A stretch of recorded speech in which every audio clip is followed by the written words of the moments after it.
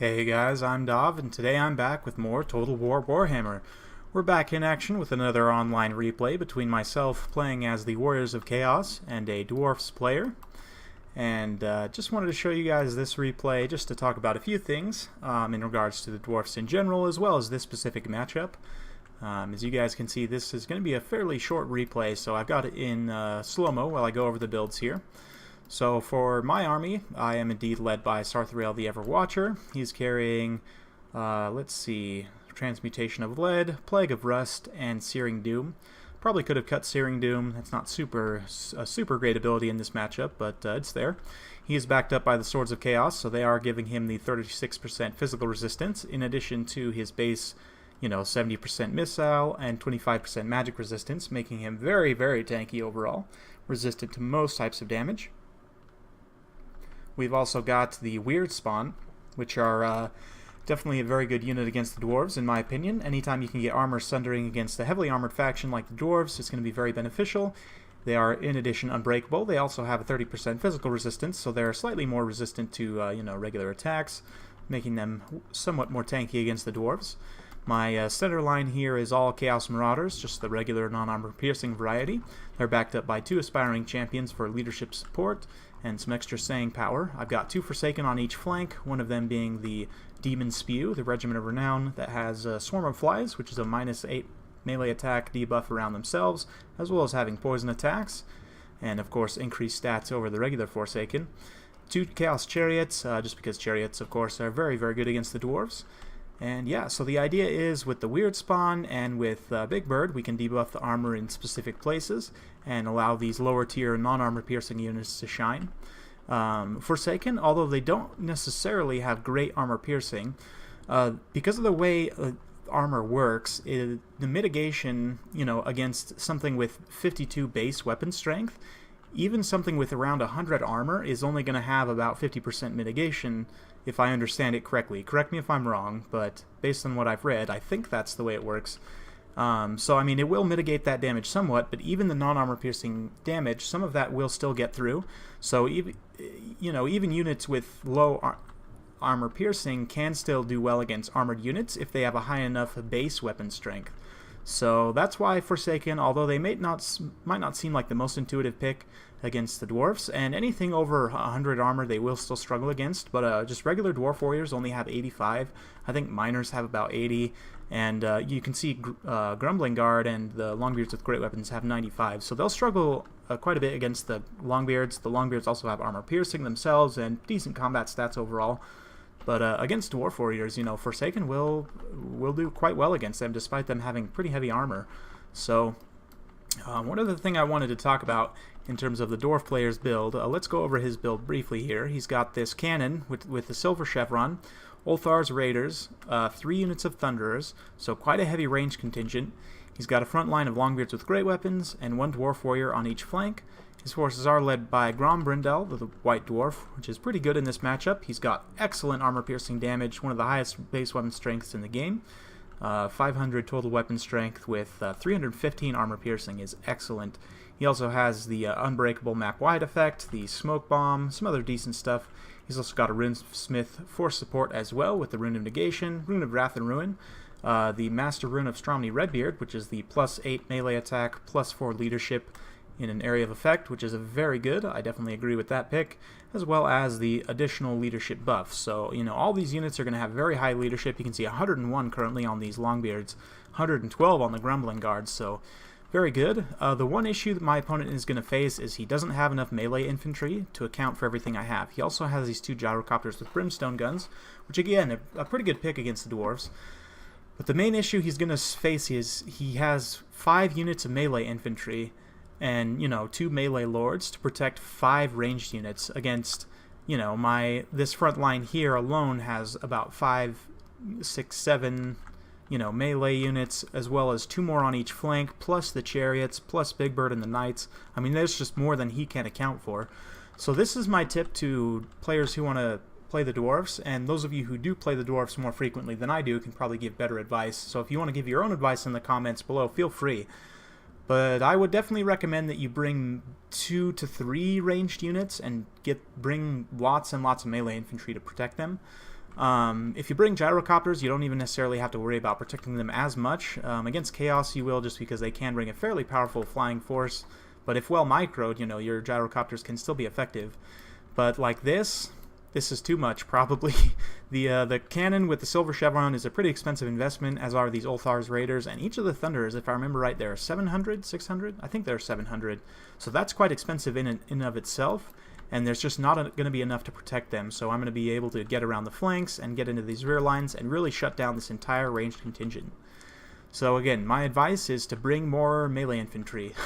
Don't bring maybe this many ranged units. You could probably cut 2 of these Thunderers, or maybe cut the Ulthar's Raiders and one of the Thunderers. The Ulthar's Raiders are pretty good in this matchup, so you might want to bring them, but maybe just cut 2 of the Thunderers and bring, you know, more infantry. Maybe cut the cannon as well. It's hard to say. You know, again, I'm not the best dwarf player, so I'm not probably going to give the best advice, but just in general, I would say you need to bring more melee infantry. So we're going to get the main line engagement underway here. We'll put it onto full speed and watch as these Marauders come into contact with the Longbeards. Definitely not a fight they're going to win. However, as these weird spawns start to get in here, they'll sunder the armor of the Longbeards, the Grumbling Guard, and they're down to 65 armor now, so the Marauders will actually be trading pretty well, as will the Expiring Champions. Over here, you can see this Longbeard is getting ganged up on. Now we've got Forsaken into the flank, Forsaken also coming into the Dwarf Warriors here. And we've also dropped a Transmutation of Lead here, just negating the combat stats of all these Dwarf Warriors. And you can see, because of the lack of melee infantry, despite the Smoke Bomb here, these Chariots are still able to effectively get through and get a beautiful charge on those Thunderers, doing about 30% of their HP and more. They're going to be able to just continuously charge through. Same with the Swords of Chaos here and Sartharael. Having taken quite a bit of damage on the way in, they're still able to get in here effectively and do a massive amount of damage to those Thunderers. Again, Big Bird just pushing through, getting onto the Thunderers. So now all these ranged units, except for this cannon, are pretty much offline at this point. And it's leaving his melee infantry in a pretty bad place. This here in the center, he did manage to rout off this one unit of Chaos Marauders. However, these Forsaken are now collapsing in on the back line, and these Dwarf Warriors are in an unfavorable engagement against Marauders and Champions. That's just a bit too much for them to cut through, and I mean, the Aspiring Champions with their 120 armor and 62 melee defense, the Dwarf Warriors will do very, very little damage against them. And in the middle, it's going a little bit better. These Longbeards are faring okay, but the weird spawn, combined with the Aspiring Champions, they're doing quite well against the Grumbling Guard here, so definitely like this synergy. I believe I also am going to be dropping a Plague of Rust here soon. Maybe not, but I could, if I wanted to, stack an additional Overcast Plague of Rust on these Grumbling Guard, and they would be sent to 5 armor currently, because they're already minus 30. You can stack an additional minus 60, so at that point they would be at only 5 armor. So I definitely love the, you guys know I love stacking armor debuffs on top of each other just to really get the most bang for your buck and really just negate those high value units and allow them to be taken down by, you know, really low tier units. See, this Dwarf Warrior is now completely surrounded, just getting absolutely murdered. We're going to get the Demon Spew back here and get him onto these Thunderers just to keep him from firing. All these units are now terrified by Big Bird, having taken so much damage from the Chariots and, you know, everything else. And just continuing to pull through the Gyrocopters, you can see actually rout off the Swords of Chaos, so very good investment there. I didn't really have a way to respond. However, he's really not going to have a way to deal with Sartharael at this point. Most of his melee infantry is pretty much crumbled. And yeah, it's looking pretty bad for the Dawi at this point. We'll get in and watch as the last of these Grumbling Guard bravely hold their ground against overwhelming odds. And to the Dawi's credit, they do not rout easily. At least these Longbeards don't. All these guys routed off pretty easy. But I guess they did take a major savaging, so understandable. So at this point, we're just cleaning things up. The Demon Spew have gotten back onto this cannon crew and finally shut it down. They're going to be able to beat down the cannon crew in a big hurry. So they're, you can see they're pretty much gone already. And at this point, my opponent's forces are. It looks like he has popped Grombrindle Has No Fear, but it looks like it was just a bit late. A lot of those units were already routing off when he popped it. So unfortunately, he didn't.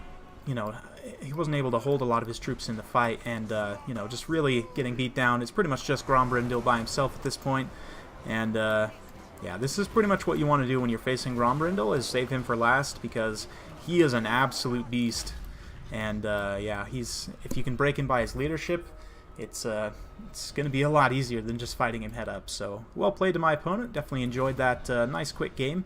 we'll take a look at the breakdown here. You guys can kind of see, again, just with the dwarves, you need to bring more melee infantry. If you're going to bring, if you're going to bring this much ranged firepower, he could have cut these two longbeards with great weapons and just gone a bit cheaper and got a lot more melee infantry.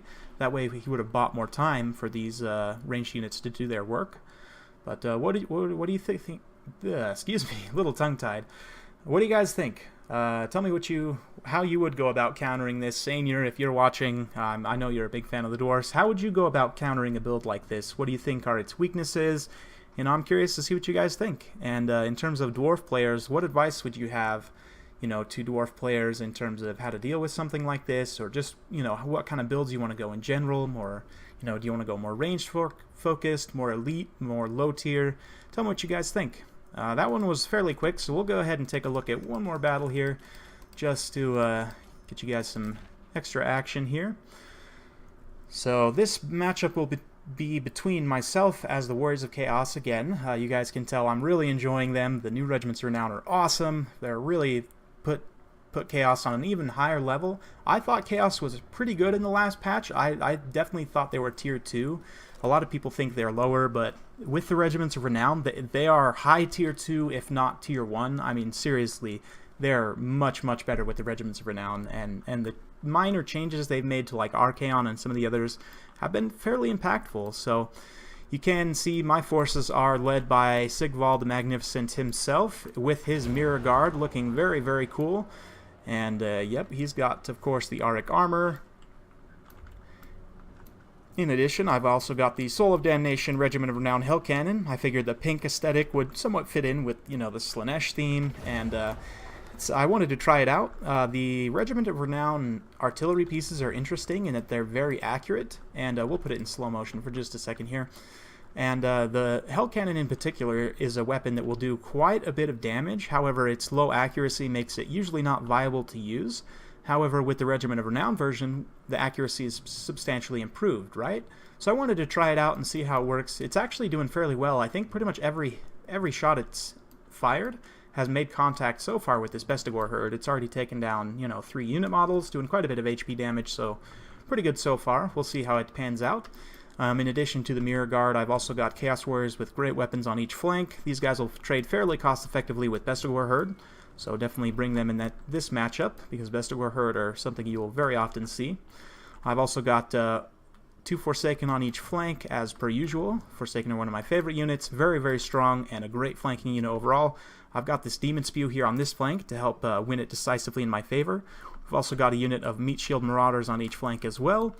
In addition, we've also got 2 Chaos Warriors with Halberds, which are a must-pick against the Beastmen in my opinion. They're very good against lots of the large, Minotaurs and Gorbals and other large units, Centaurs with great weapons, etc. that the Beastmen tend to bring. So very good pick in this match, in my opinion. In addition, I've also got a Death Sorcerer with, let's see here, he's got the Fate of Buna, Spirit Leech, and I had a little bit of extra gold at the end, so I decided, hey, why not? I don't have anything that really causes terror. So let's toss in this aspect of Dread Knight, see if we can make good use of it. And I'm very, very glad I did. It was kind of a last minute, hey, I have the extra gold, why not? And I really like this ability. I mean, in certain matchups, it can be almost decisive. So we'll see how it goes. For my opponent's build, over on this flank, he's got a Gorbal backed up by Minotaurs with great weapons. He's got the center line of 4 Bestigor herd, which is pretty standard. 1 Ungor Spear herd with shields, a Brace Shaman Lore of Shadows, looks like he's carrying, if we can have a look at him, Pit of Shades, the Withering, and Enfeebling Foe, so pretty good spells. The Withering is probably a good choice against Chaos to help lower their armor. Pit of Shades is good in most situations, and Enfeebling Foe is as well. So, as well, he's got the Lore attribute, which you guys know I'm a big, big fan of. And yeah, he's also got a Giant here. Of course, Morghur the Shadowgave as his general, as if there was anyone else. And yeah, this unit of Harpies here as well, which is going to wisely get in and try and shut down this cannon. And I'm going to be a little bit slow on my response here. I thought this Death Sorcerer would be enough to fend him off by himself, but I really ought to have pulled one of these units of Halberds over, because as you can see, I've done quite a bit of damage to this Giant and to the Bestigor herd, but not really enough to be cost effective. However, these harpies are going to get in here and stop the cannon from firing. It's going to be a bit unfortunate for me. We are going to get a charge going down in the mainline fight here. You can see Bestigor Herd clashing with Chaos Warriors with great weapons. Beautiful, you know, high damage, high value fight. You can see Enfeebling Foe actually going off on those Chaos Warriors with great weapons. So they'll get put in a trash can real quick by those Bestigor Herd. You can see this Bestigor Herd is faring a bit worse against Marauders and Forsaken. The Gorbel and the Minotaurs are coming in on the flank. The Giants landed here in the center against some of my Chaos Warriors with great weapons, which is not great. I definitely want to try and pull away from this fight. But this Bestigor Herd is going to get surrounded now because of my superior numbers on this flank. It is also getting hit by the Swarm of Flies, I believe. Or no, it's actually not getting hit by the Swarm of Flies. Interesting, just the poison. You can see here the cannon crew is just about gone, so unfortunately wasn't able to effectively protect that. I am trying to pull my halberds back now, but it's going to be a little bit too late here. Fate of Yuna going off from that Death Sorcerer on those Bestigor Herd. And over here we're just fending off the Minotaurs, bringing in my my Forsaken and the halberds that I had in reserve here to just, you know, try and zone them out and keep them from fighting. My opponent's wisely bringing over his forces here. A great Pit of Shades going off, but I'm going to pull away as that unit of Bestigor was mostly broken, and we're going to line up a rear charge here. So let's go ahead and put it in slow motion here. So very nice. You can see here Sigvald is dueling up against Morghur the Shadowgave, and in a one-on-one duel, Sigvald will definitely win this fight. The Mirror Guard here, in addition, will help support against all these Bestigor Herd with great weapons, and although they won't win against them, they do have, you know, 56 melee defense and 100 armor. They're fairly tanky units overall, so they will be able to hold for some time. Sigvald, yeah, you definitely don't want to have Morghur on a 1v1 with Sigvald because he will win, but, you know, with all this extra support, it looks like it's going in the Beastman's favor somewhat. So we are going to take a look here. Just the Minotaurs coming around now, and this fight here, although my troops are somewhat surrounded, they should be able to cut through the Bestigor Herd just because they're so low. Let's see here, and it looks like we're going to be dropping something. Yep. So Enfeebling Foe on those Chaos Warriors with great weapons. He probably wanted to have dropped it on the Halberd, but that's okay. The Giant is taking quite a bit of damage, has a Spirit Leech dropped on him now, and we're going to... You can see it's fairly well in my opponent's favor right now, the balance of power. Things are looking a little bit dicey, even though, you know, it may seem that I've won this flank decisively, which I have. It's a little bit of a dangerous situation, having lost the cannon, and Sigvald's in a bit of trouble as well. If we can clean up the flanks and really, you know, bring the pain in this center fight, we should be able to get a nice situation. Over here, bringing my Death Sorcerer around, and we're going to be casting, let's see... Yep, there it is. So we'll go slow-mo one more time, and this is what I was saying earlier. I'm very, very glad I brought this. I'm going to drop an aspect of Dread Knight on this unit of Demon Spews, so they will be able to cause terror. And combined with the rear charges and everything here, we are going to actually be able to terror out off a lot of these infantry units. So you can see the Minotaurs also coming in, as well as the Gorbel. So I'll go ahead and throw this into full speed here, and you guys can watch. But this unit with the aspect of Dread Knight... Yep, looks like terror routed there, and terror routed also that spearman. So that was a great break for me because those armor-piercing troops would have been a lot to cut through. And, you know, I would say almost decisive. It probably wasn't the most decisive thing in the battle, but you can see it shifted the balance of power quite a bit back in my favor and kind of pulled things back. So very good aspect of Dread Knight. I'm very glad I brought that spell, and we'll probably be bringing it against the Beastmen more often. Definitely is a great one. So Sigvald is running away from the Gorbel, just trying to back up so he can regenerate a bit. The Giant also has set his sights on this blob and is going to be coming in and doing a nice rear charge. Won't do the most damage, but going to be dropping another Pit of Shades here as I bring in my halberds, and I'm going to try and just path everyone away. But he does get a very nice Pit of Shades there, sucking up the Daemon Spew again, and these warriors with halberds taking quite a bit of damage as well. You can see just the lack of infantry from my opponent at this point is somewhat harming him. A lot of his units are soaked into this, you know, big blob, and although Sigvald is having to run away continuously from the Gorbel, his regeneration and, you know, high melee defense is going to make him fairly hard to kill, even for something like a Gorbel with heavy armor-piercing weapon strength. And it's going to allow us to pretty much get Morghur out of here. He's routed now without having summoned, I don't know if he summoned any Chaos Spawn, actually, so that's quite unfortunate.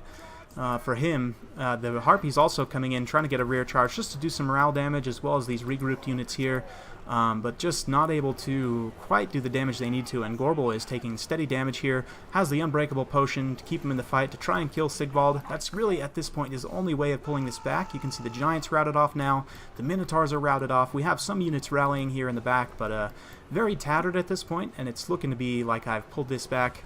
And looking a little dicey there for a second, but at this point Gorbel is, no, he's in a bit of trouble. He's going to be able to get some charge animations, and he will do quite a bit of damage to Sigvald, but just not going to be quite enough. So we're going to fast forward as my opponent tries to pull up and around with the Gorbel, and just try and regroup his forces over here, which is, you know, definitely a wise idea. Wants to try and get everything back together, but you can see the balance of power is fairly heavily in my favor, and Gorbel's going to run past here, and we're going to try and get on him with these Forsaken. He will be able to charge in. He's going to take a bit of damage, and we also do get a Spirit Leech on him, so although Spirit Leech has been somewhat nerfed, it does do enough damage, and with Morghur routing off and this Gorbel taking damage from the Spirit Leech, it is going to actually tip the balance of power enough in my favor that the chain route will start, and that'll be game. So very good game, lots of back and forth, well played to my opponent, very much enjoyed that one. It was a really, really good game. I like this build quite a bit against the Warriors of Chaos. I probably would have traded out a few things, but we'll go over that. From my side, the Mirror Guard getting 65 kills against mostly high-value units is pretty good. They also held out there to the end, so doing what they need to and just protecting Sigvald for the most part. This unit of Warriors with Halberds, I believe, had one Chevron to start the battle, and then gained one more through defeating the Giant. I believe this is the one that was soaked in on the Giant. The Warriors with Great Weapons didn't do a whole lot. This one in particular got absolutely demolished by that enfeebling foe, and then just getting charged in by the Bestigor herd. That is a very good play. The Forsaken getting a decent amount of kills, mostly just there to rear charge and support the flanks. Warriors with Halberds sticking around to the end, getting some good work done as well. Let's see. Sigvald, you know, just tanking out like he does, and that Sorcerer, man, that aspect of Dread Knight was decisive, I would say. If he had been able to keep those Bestigor fighting in that fight, as well as those these Ungor Spearmen herd, it would have been much tougher for me, I think, to be able to get in there and really do damage to those Minotaurs and to Gorbel. So very well played for my opponent's force. Very good across the line on the Bestigor herd. This one especially that got a Chevron, I believe, is the one that benefited from that enfeebling foe and just mopped the floor with those Chaos Warriors. That's quite decisive. I might have to bring that spell more often. The Minotaurs with Great Weapons is the one thing I would probably sub out. If you sub that out as well as this Giant, and bring just like more Centaurs with Great Weapons, if you sub both of those out, that's about 3,000, or give or take. So you could probably bring at least 3 groups of the Centaurs with Great Weapons, maybe even use some of the leftover funds to get this as a Regiment of Renown, or maybe cut one of these and get the Regiment of Renown Bestigor herd as well. Although they wouldn't have been necessarily super pertinent because I didn't bring any Shaggoths. Shaggoths are pretty common in this matchup, so the extra stats would have helped in this matchup. But yeah, overall, very, very much like that build. Very well played. Hope you guys enjoyed watching. And yeah, we've got more content coming. Unfortunately, I don't have early access, so I won't be bringing you any Skaven gameplay or anything. But man, I'm so excited they're announced, and everything about Warhammer 2 is just shaping up to be awesome. So can't wait for that. Hope you guys are enjoying. Please like and subscribe if you feel the content is compelling. And yeah, thanks. See you next time.